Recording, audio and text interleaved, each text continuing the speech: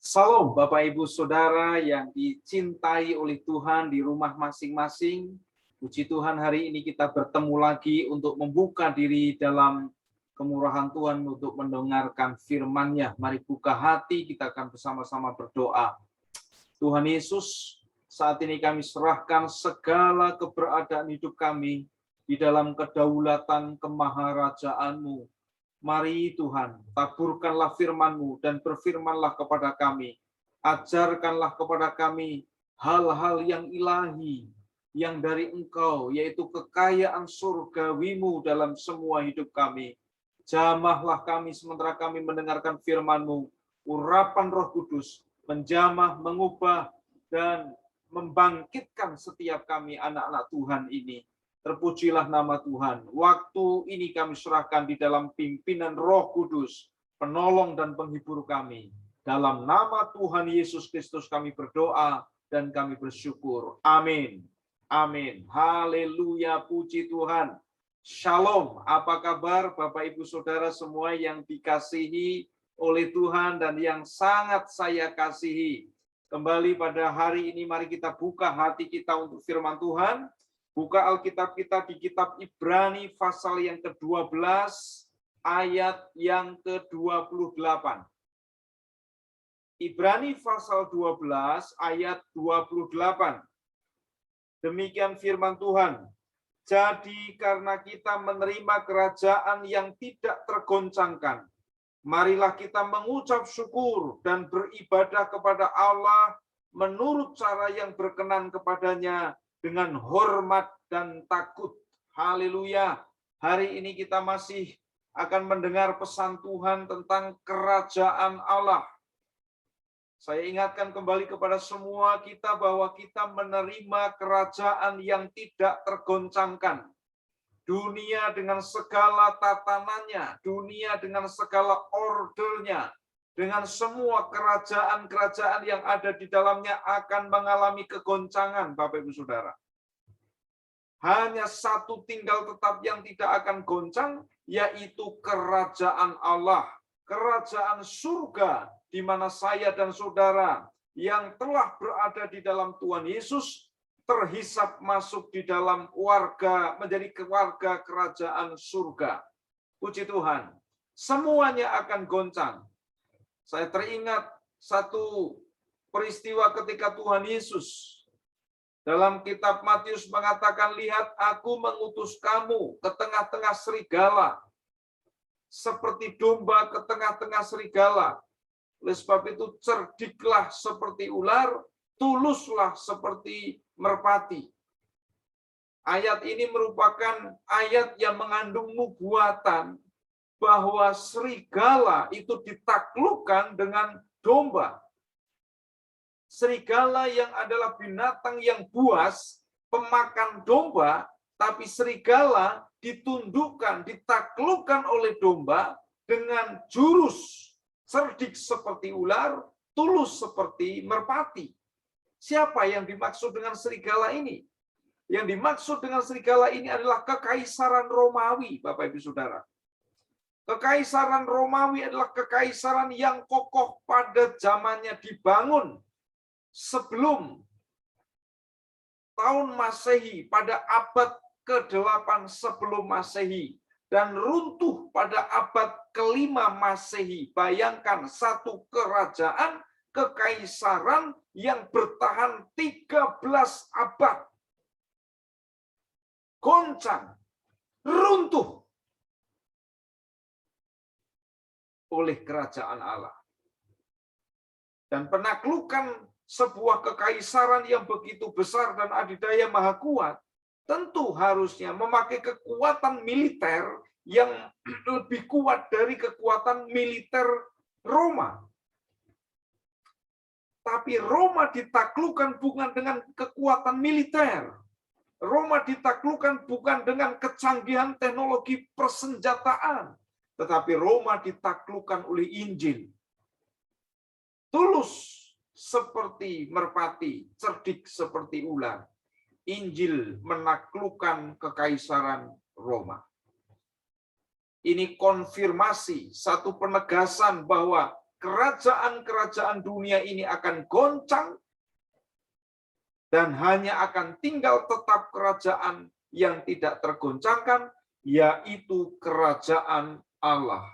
Haleluya, puji Tuhan. Dan kita bersama-sama ada di dalam kerajaan ini. Nah, sebelumnya Bapak Ibu Saudara, sebelum kita masuk lebih jauh, saya akan membagikan tentang bagaimana pada saat suatu kali Tuhan Yesus menggambarkan kerajaan Allah itu dalam sebuah perumpamaan. Dalam kitab Matius pasal yang ke-13, ayat 1 sampai ayat yang ke-28, Tuhan Yesus memberikan perumpamaan tentang hal ihwal kerajaan surga. Kerajaan surga itu diumpamakan seperti seorang yang menaburkan benih. Ada benih yang jatuh di tanah yang berbatu-batu, ada benih yang jatuh di semak duri, ada yang jatuh di pinggir jalan, ada yang jatuh di tanah yang baik. Matius 13 ayat yang ke-8 dan 9 dikatakan di sana bahwa benih yang jatuh di tanah yang baik itu tumbuh berkembang dan kemudian menghasilkan buah, ada yang 40, 60, bahkan sampai 100 kali lipat ganda. Yaitu benih yang jatuh di tanah yang baik. Di sini Tuhan Yesus menggambarkan hal kerajaan surga itu memiliki hubungan dengan kualitas tanah. Tanah itu berbicara tentang hati seseorang. Coba kita lihat apa makna yang terdalam kemudian dari perumpamaan itu. Matius 13, lihat saja dari ayat yang ke-18 sampai ayat yang ke-23. Ini penjelasan dari perumpamaan tersebut. Ayat 18, Matius 13 ayat 18 sampai ayat yang ke-23.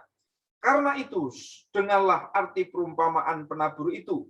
Kepada setiap orang yang mendengar firman tentang kerajaan surga, tetapi tidak mengertinya, datanglah si jahat dan merampas yang ditaburkan dalam hati orang itu. Itulah benih yang ditaburkan di pinggir jalan.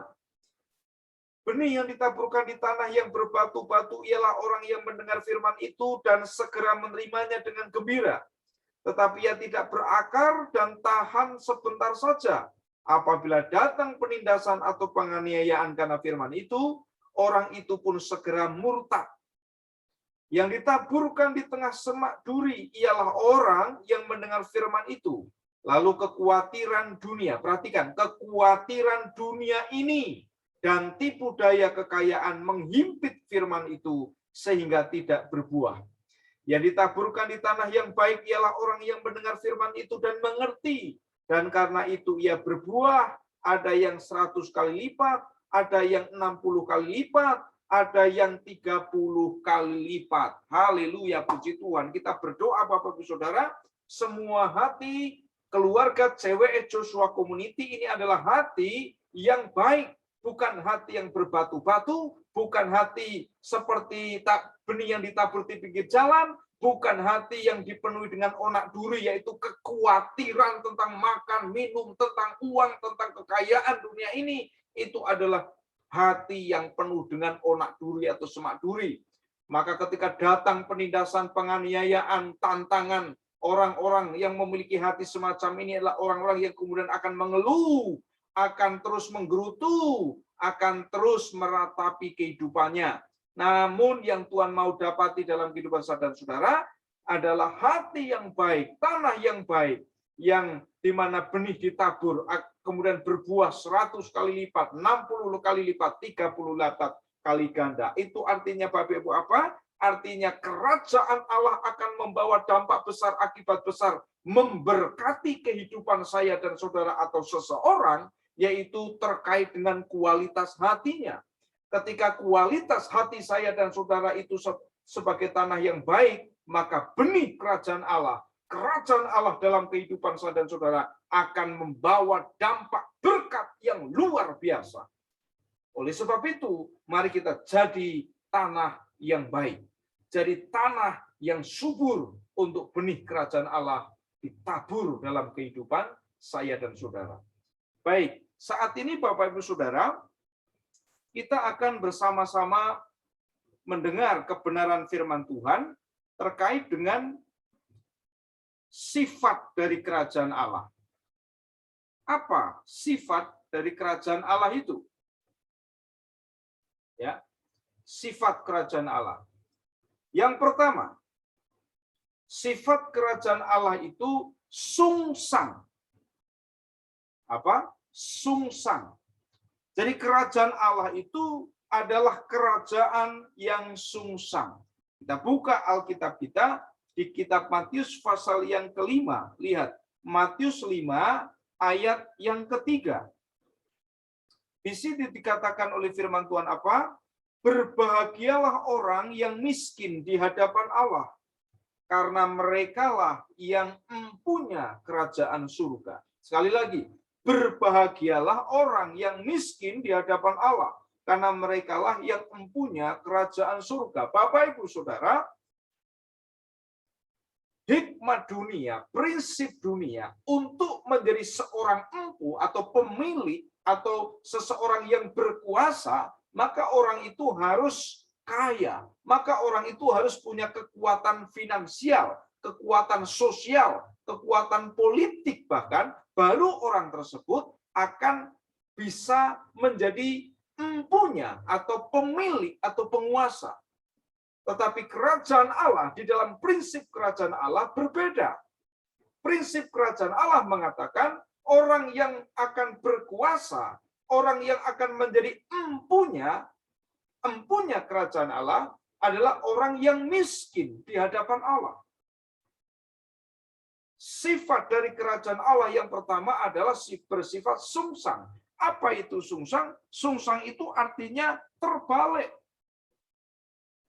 Sungsang itu artinya jungkir balik, bertolak belakang dari kerajaan dunia ini.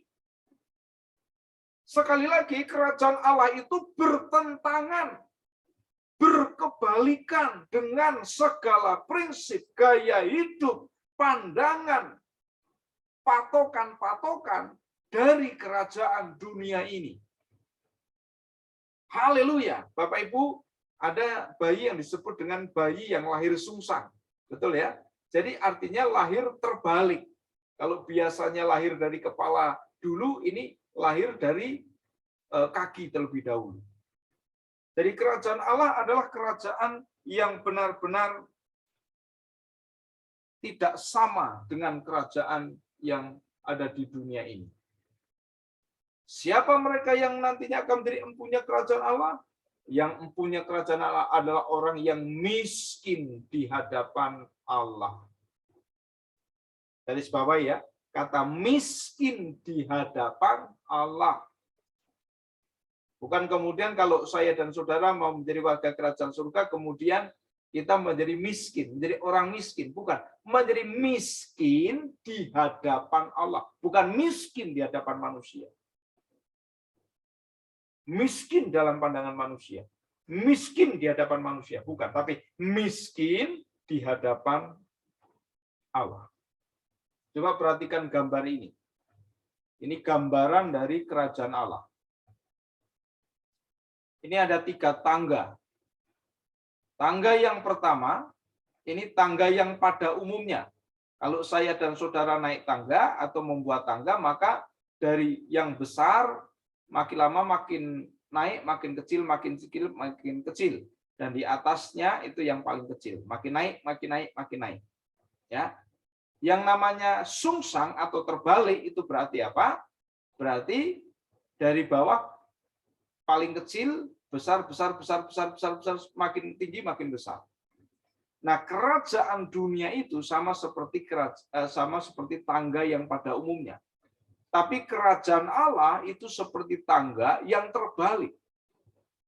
Yang sangat tragis dan menyedihkan adalah saya dan saudara, banyak orang Kristen itu tidak hidup di dalam kerajaan Allah, tetapi hidup di dalam 2 kerajaan. Satu sisi dia masih cinta dengan kerajaan dunia ini dan tidak mau meninggalkan kerajaan dunia ini. Dan satu sisi dia juga kalau nanti mati mengakhiri hidup ini dia ingin masuk surga. Jadi seenak-enaknya sendiri. Mana yang enak? Tidak begitu. Kerajaan Allah adalah kerajaan yang sungsang. Yang tidak bisa satu bambu itu dari besar ke kecil, kemudian satu bambu dari kecil ke besar. Seperti gambar ketiga. Prinsip dari kerajaan Allah adalah kerajaan yang sungsang. Kerajaan yang benar-benar sama sekali berkebalikan dengan kerajaan dunia ini. Nah, Bapak Ibu Saudara, kitab-kitab Injil menggambarkan kerajaan Allah sebagai sesuatu yang sungsang atau terjungkir balik. Jika dibandingkan dengan cara hidup di Palestina kuno maupun modern. Meski demikian, kitab-kitab Injil tidak memandang kerajaan itu sebagai sesuatu yang terasing dari bagian masyarakat lainnya. Loh, luar biasa. Meskipun kerajaan Allah itu adalah kerajaan yang berbeda, bertolak belakang dari kerajaan dunia itu, dari dunia ini, tapi kerajaan Allah tidak terasing.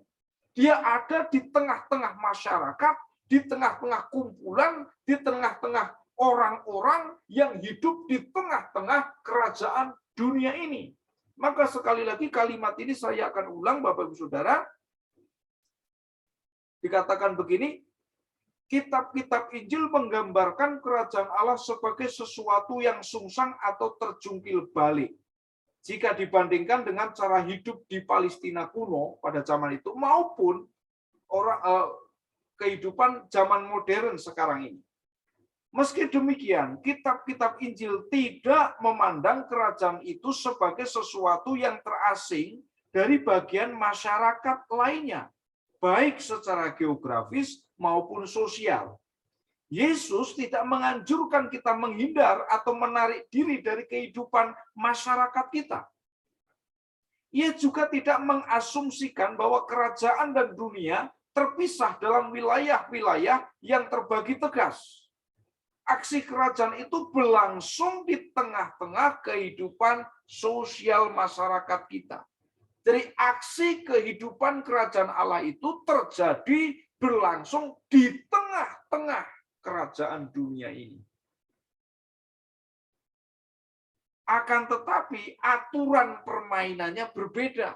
Sekalipun kita bersama-sama masih ada di dunia ini, hidup di tengah-tengah masyarakat dunia ini, hidup di tengah-tengah kerajaan dunia ini, tapi kita adalah warga kerajaan surga, kita hidup di dalam kerajaan surga, di mana aturan permainan dan gaya hidupnya berbeda.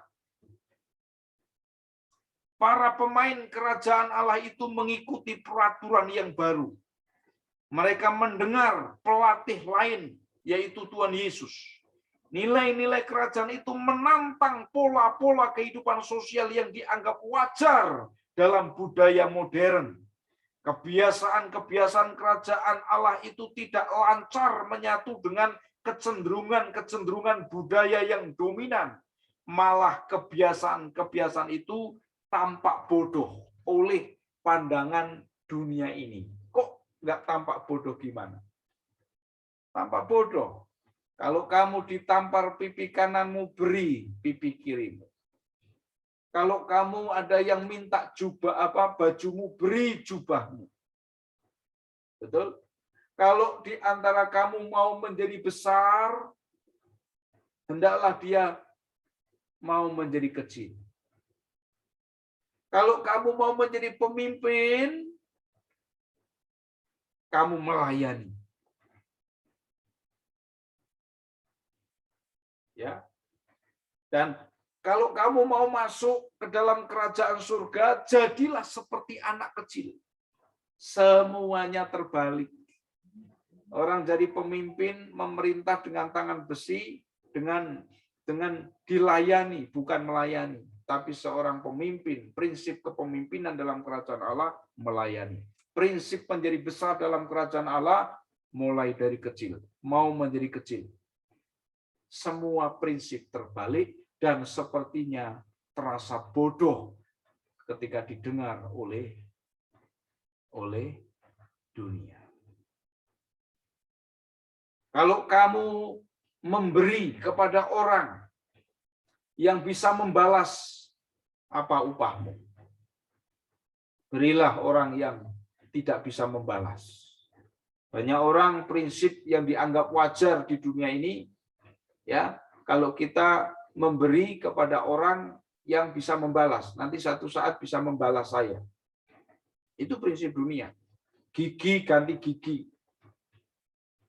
Ya. Kalau kamu mengasihi hanya orang yang mengasihi kamu, apa hebatnya? Yesus memberikan sebuah prinsip, kasihilah musuhmu, berdoa dan berkatilah musuhmu. Prinsip di dalam kerajaan ini bertolak belakang dan berkebalikan dengan prinsip dunia ini. Tapi prinsip dunia ini akan goncang, akan runtuh. Tapi prinsip dan kerajaan Allah yang akan tetap tegak.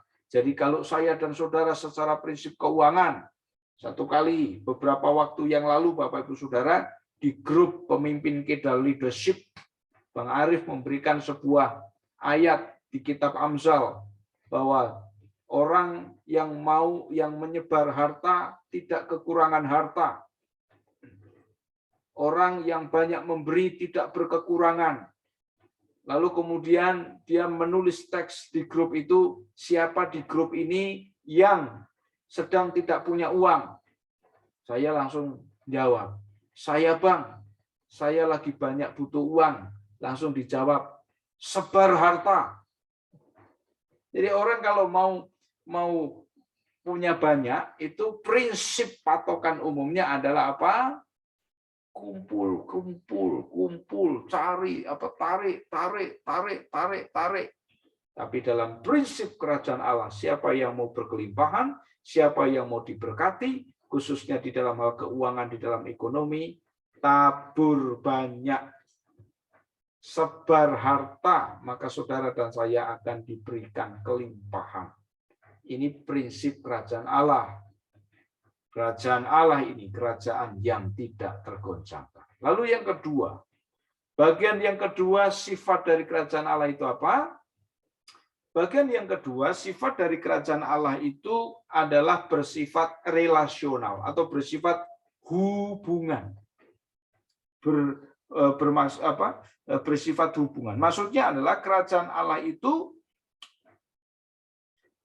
adalah kumpulan orang-orang yang terhubung satu dengan yang lain.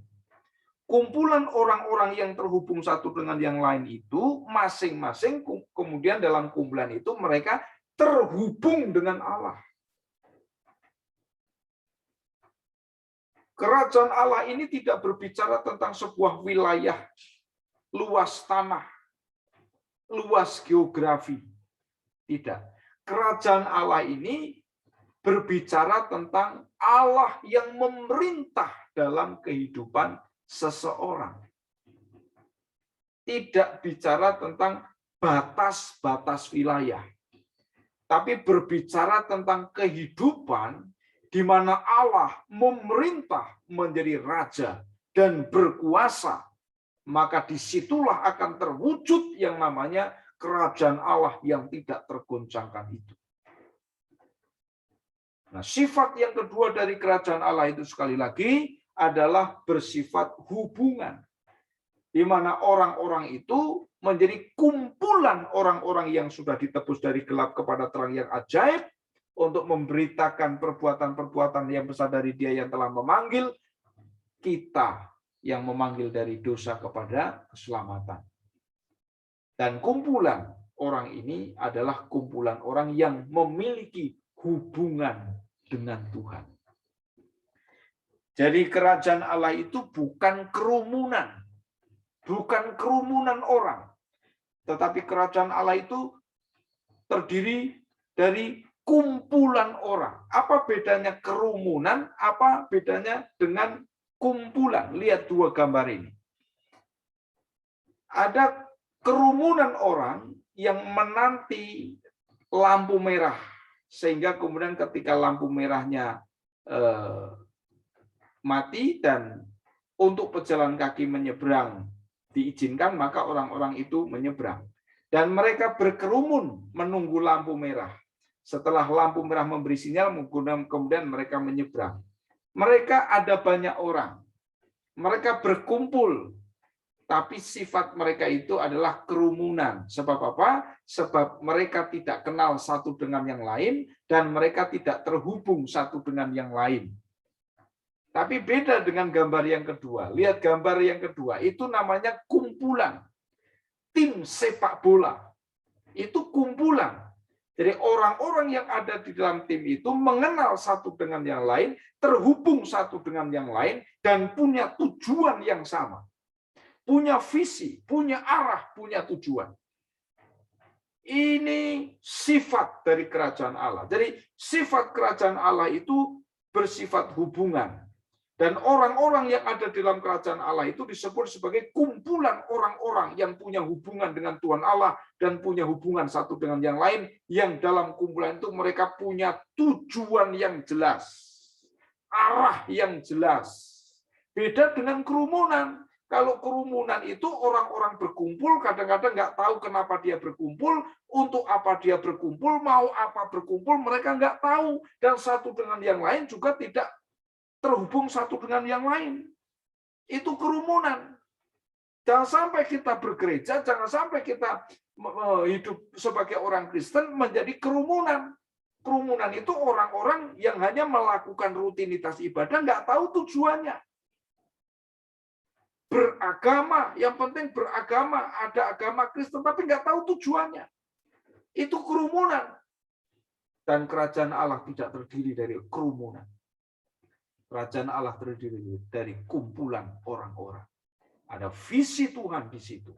Ada tujuan Tuhan di situ. Satu dengan yang lain terhubung. Terhubung dalam ikatan apa? Ikatan persaudaraan kerajaan Allah. Haleluya. Itu jelas dan tegas.